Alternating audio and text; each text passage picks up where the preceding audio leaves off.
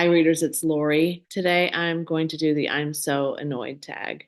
Okay, I have been connected to the I'm so annoyed tag since its inception, which happened with Melinda at a Web of Stories, where she just randomly did a video about the things that annoy her, which I did think was quite funny. So then Kelly at Books I'm Not Reading on BookTube did the actual tag for Melinda, and then Melinda did it again. And she tagged a number of people, and I was not included in that, which I'm fine with because I don't always do the tags she tags me in, which I feel bad about. But I have watched several now, and uh, they're really quite entertaining. I really love, she did tag a mild rumpus, and I'm really enjoying his channel. I'm new to him, and I really enjoyed his. And a lot of people are over exaggerating their annoyance. I am a pretty good actress, but I'm not going to do that today because I kind of have a headache and a little bit of a sore throat, to be quite honest. So I'm going to try not to get too riled up, if you will.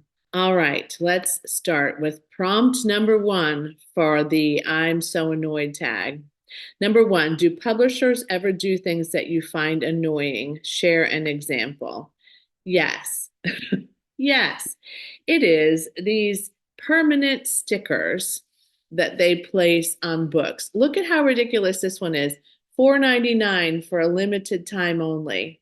Now, guess what? If you're a bookseller and you end up with this copy, it's going to be $4.99 forever. You can't jack up the price. Or you could put up a sticker over it. But what happens when your purchaser goes home, takes off the sticker, and discovers that they got ripped off in their mind? That is ridiculous. And then this one, Simply Perfect, V.E. Schwab. Could we not just put that on the back? Why does it have to be right here? So I don't mind the stickers. I mean, I'm not crazy about them, but I don't mind the ones I can remove. I especially appreciate the ones where booksellers are really trying to give you a discount or a sale on something, and they want you to, be able to recognize that that's a part of the sale. But really, this permanent stuff, stop. Stop. I'm also annoyed when publishers give you way too much information about a book and essentially slightly spoil it for you. So I have stopped reading the jackets unless there's a little blurb at the top, which Book of the Month does very, very well. Some other publishers do too. But I don't want you to tell me what's going to happen about midway through the book. I really, really don't. And when that happens, I get really, really frustrated. Have you ever been annoyed by a spoiler? Even something as simple as someone else telling you there's a great twist. I don't mind if they tell me there's a twist, as long as they don't tell me what it's about. But yes, I do get annoyed by spoilers, hence what I just said about prompt number one. And I've had several people that I've watched on BookTube, and I'm not going to call them out because it may have just been a one off here and there, who have really given me way too much information about a book. Or there are moments where someone is describing a book, and I think you're telling me way too much. And sometimes they'll tell me that, oh, they didn't mean that. And sometimes I might be guilty of that too. So I'm annoyed with myself at times because I can go a little bit far. But yeah, I just don't want to know. In fact, I don't want to know so much that, I just do a lot to protect myself from finding out. All right. Have you ever been annoyed by what is discovered in a little free library, a book sale, or a used bookstore? Tell us what you found and why it was annoying. Somebody on I think Melinda's post, found dog poop in the little free library. I have never found that. But so we built a little free library, and we had it in our front yard for a while. And then we ended up donating it to a community library nearby. This was when we lived somewhere else. And I actually am planning to do a little free library here, but that's an aside. So when it was in our yard, we would sometimes have people that would put in tracts and other things that weren't necessarily books, like flyers about their business or whatever. And I found that slightly annoying. Then when we moved it to the community garden and I was taking care of it there, and then later when I took care of another one that my Rotary Club had produced and put in front of a friend's shop, I was helping to care for both of those little free libraries and make sure that they were neat and organized, and of course bring books in.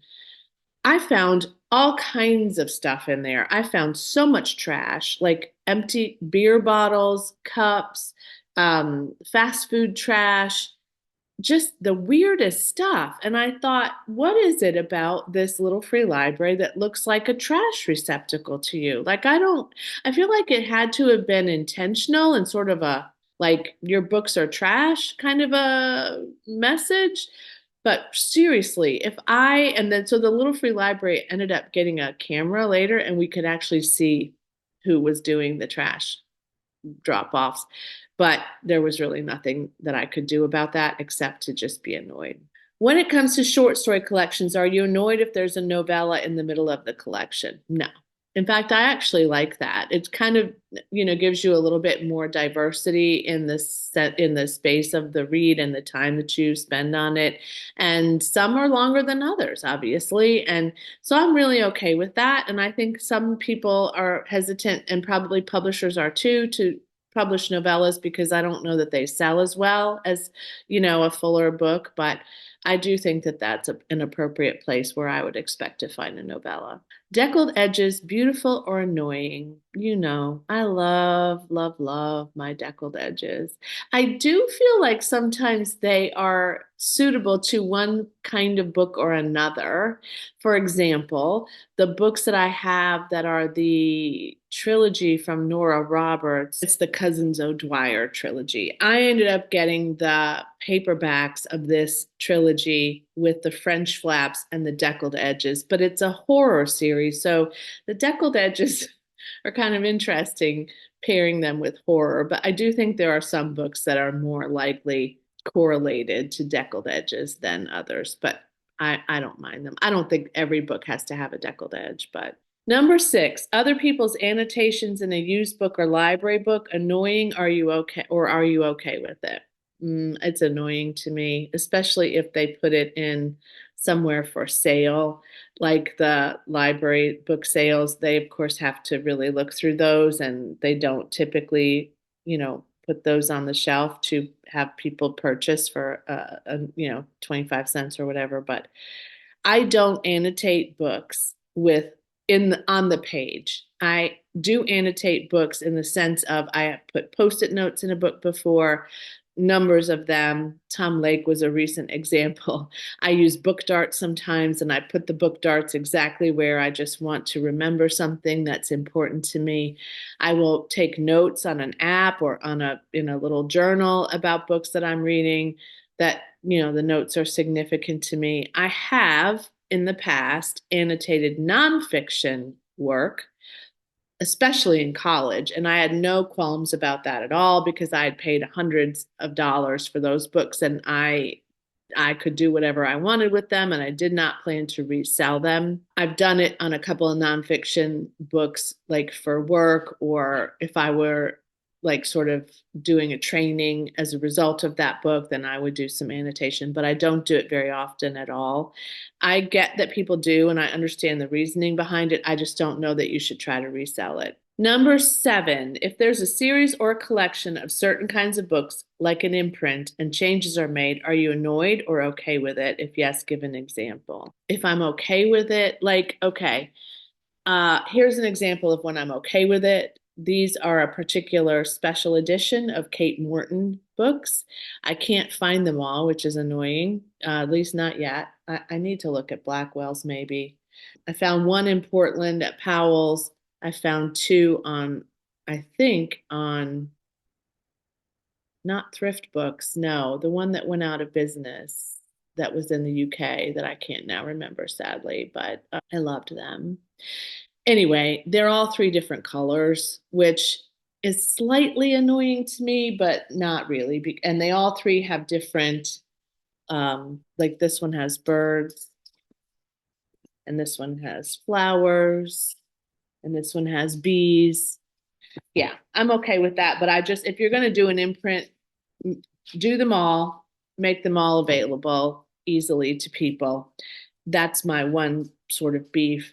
But I don't like it if they don't match. If there's something that they've significantly changed over the time that they've produced them, published them, I don't like that. If you're going to commit to it all the way.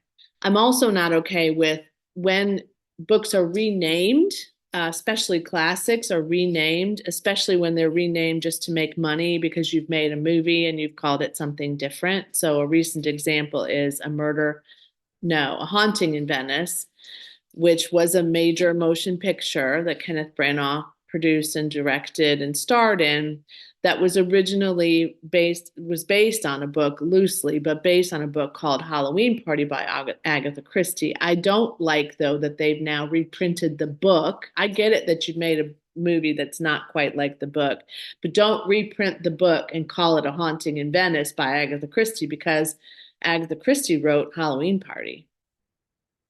So there. Do the decisions of characters in a novel ever annoy you? Share the book and what decisions you found annoying. Yeah, there's one that my daughter DNF'd this series after book one, because when she started book two, she was so upset by what had happened sort of in between that we didn't know about, that she was just, yeah, she was just done for. Okay, I get it. Also in the Outlander series, something happens at the end of An Echo in the Bone, and then we come back to Written in My Own Heart's Blood, which I have not finished yet. And I started it and got a good ways in, but I think that this is why, because one of the characters made a choice that I found to be very unlikely and just disturbed me to a degree that, I'm not proud of. But I think that's why I haven't finished it.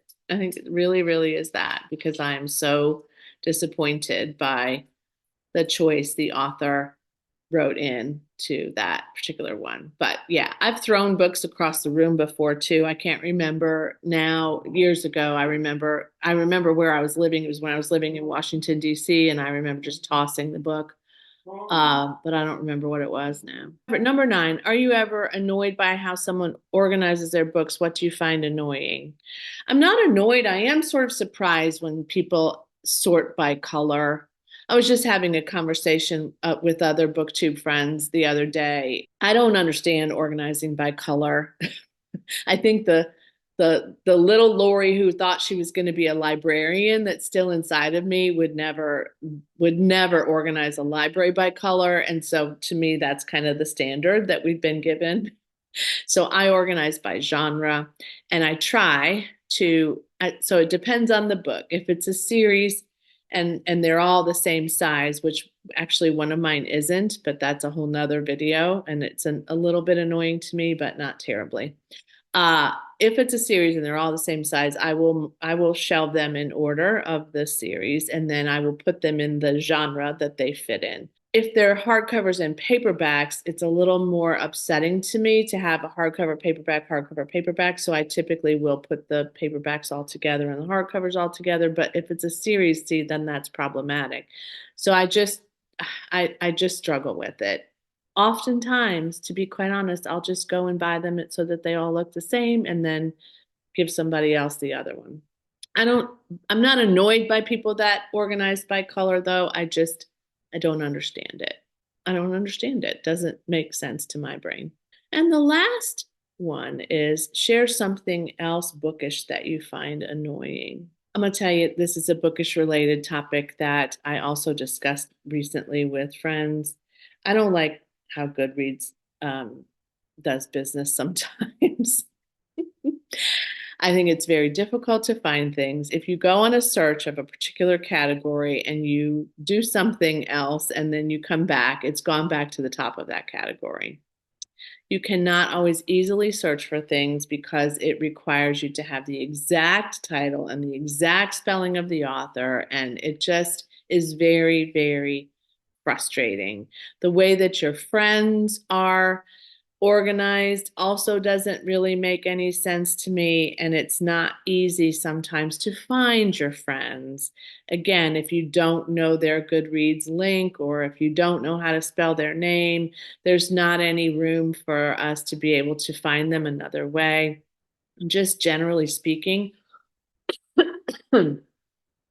I think Goodreads can be really challenging at times, and it doesn't give you any stats. It's really geared for socialization, I know, but I would like I would just like a little bit more ease in finding things. I'm very rarely using Goodreads now. I'm much more in tune to Storygraph at the moment, except when I want to find recommendations from people that I really care about and care about what they think. All right, so number 11 is tag other people. So a lot of people are doing this, but I'm going to tag Tammy at Believe in Your Shelf.